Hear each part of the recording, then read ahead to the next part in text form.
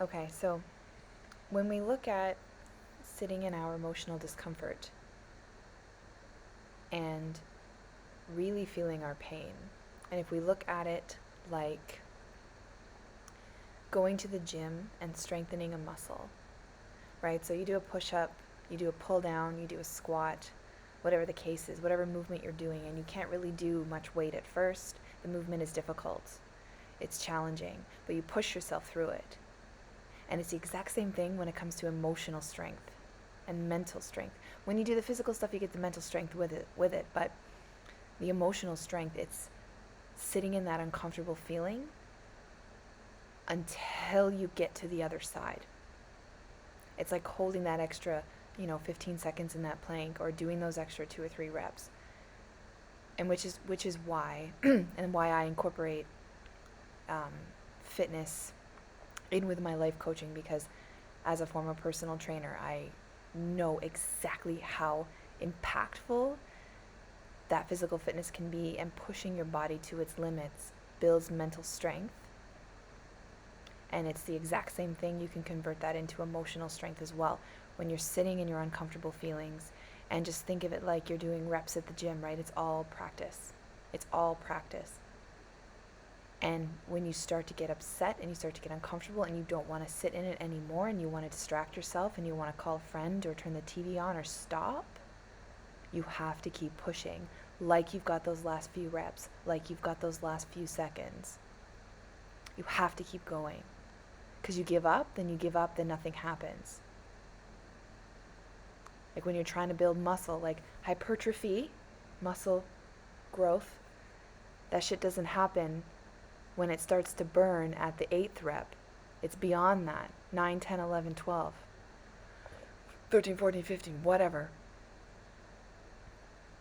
When it starts to hurt is just like the very beginning. And it's when it starts to hurt that most people give up. But the power's in the pain, and the process through the pain is how you get to the other side. My pupils are almost back to normal. It's been like 4 hours.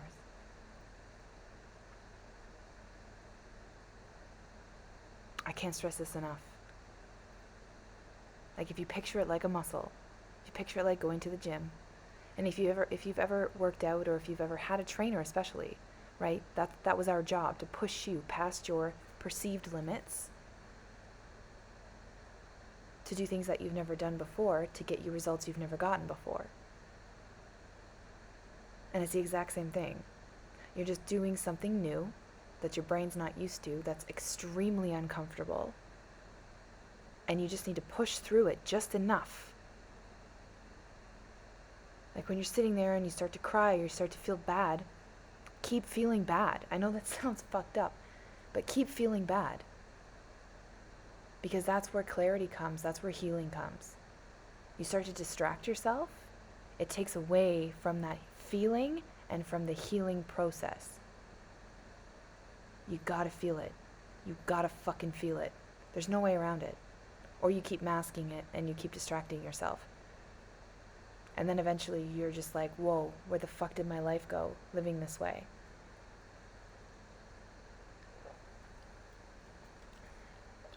Have you guys ever had these? Bubblies? Carbonated water or whatever? So good.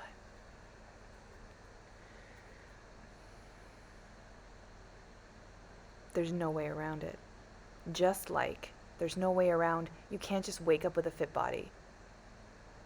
You just can't. You have to do the work. You have to do the reps. You have to go to the gym. You have to put in the time. You have to put in the effort and the sweat. You have to eat the food. You have to do the cardio. You have to lift the weights. There's no way around it. Just like you can't get to the other side. Like I tried it, hello, didn't work. You can't get to the other side. You can't just, here's where you need to go. Here's where all the fucking pain is. This is the stuff you need to process. You can't just be like, oh. It doesn't work that way. Because when you start to go, whoa, and then you start to try to go, this is coming with you. And you're just fucking dragging it at this point. Maybe no one else can see it but you know it's there.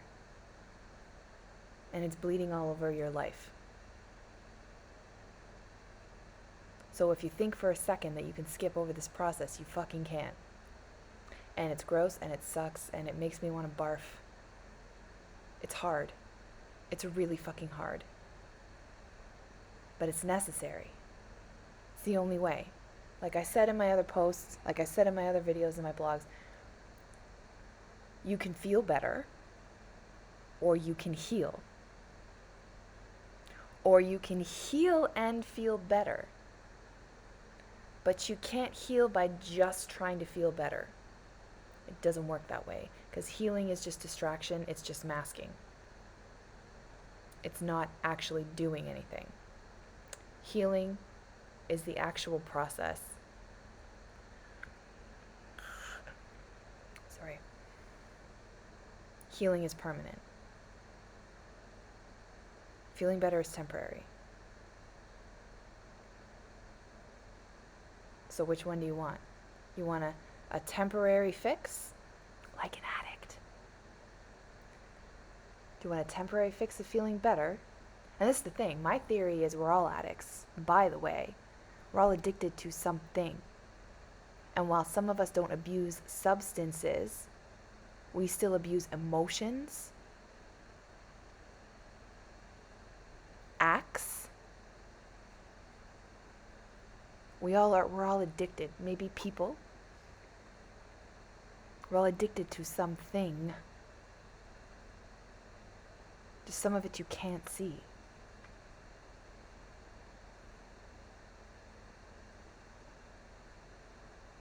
Which is worse.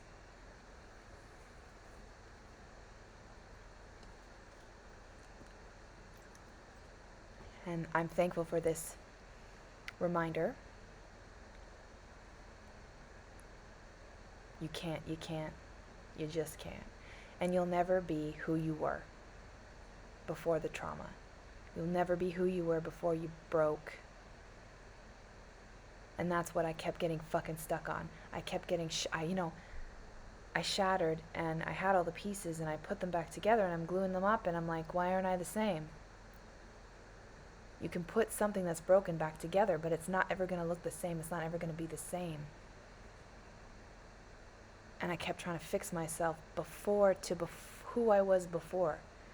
And it was not working because I'm not that person anymore. You're not the person you were before your trauma. You're never going to be. You're different now. You've changed. But the beauty in that is if you really go through the process of uncovering and feeling and really, really, really getting into your pain and exposing it, there's so much power in that. And you can become so much stronger, so much better, so much more intuitive, connected, fulfilled in life. That shit is really possible. But only if you do the work. Like I have to sit, I still have to. I'm not, like it wasn't just one time and I'm like, oh yeah, I sat there for 5 hours and I'm good now. Like I have to do it every day. I have to continue to show up. And when things get uncomfortable and I start to feel that pull, and if you want to know more, just go to my YouTube channel. I did a bunch of videos today on it and some blog posts on my website, amandagiroux.com, GIROUX.com. But when you start to feel that feeling, well, fuck. I'm about to react based on my core wound, which for me is abandonment. Stop. Inquire. Don't mask. Don't medicate. Don't distract. Sit with it. I'm uncomfortable, or this hurts, or this is scary. Let's address it. Stop running from it. It's not going to do you any fucking good. It's actually going to cause you more harm than good, because you waste so much time. I wasted so much time. I wasted so much fucking time. Like, yes, I'm only 33, but I'm 33. I could have figured this shit out 10 years ago if I really wanted to, you know? You don't want to be 43. You don't want to be 53. You don't want to be 63. Better late than never, but still. Why not get to the shit now? But you can't jump over. You can't Because it's still there. It's still there.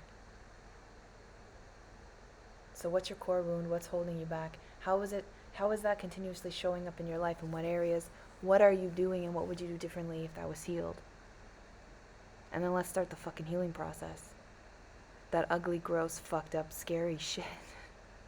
I love it so much. Not. But it's just like working out. I don't love the process, but I love the outcome. I actually do love the process. But some people don't like the process of working out, but they do like the outcome, so they commit to the outcome and they just get the shit done. I happen to like both. Not every day, not every workout, but for the most part I like the process and the outcome. My point is, if you commit to the outcome, commit to the healing, and say, okay, I want to heal, then the process is what it is. It doesn't matter how you fucking get there, because you've committed to the outcome, period. Period. But no one else is going to be able to get you there unless you make the decision to get there. No one's going to take you. You have to decide. You want to live in the Matrix, or you want to live in the real world? You can stay in the Matrix if you want.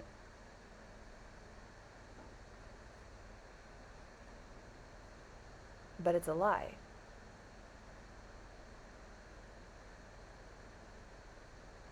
So the choice is yours.